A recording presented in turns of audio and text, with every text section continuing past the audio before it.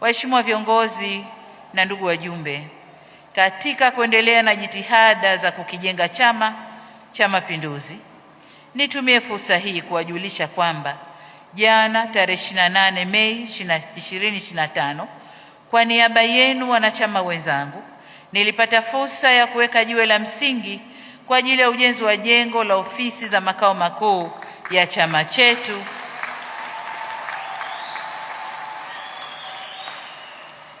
itakayojengwa katika mtaa wa Salimini hapa Dodoma. Hatua hii inaashiria kuanza rasmi kwa ujenzi wa jengo hilo la ghorofa 5 litakalotumia mifumo na teknolojia ya kisasa. Jengo hilo linatarajiwa kukamilika mapema mwaka 2027 ili tulifungue wakati tukisherehekea miaka 50 tangu kuundwa kwa Chama cha Mapinduzi.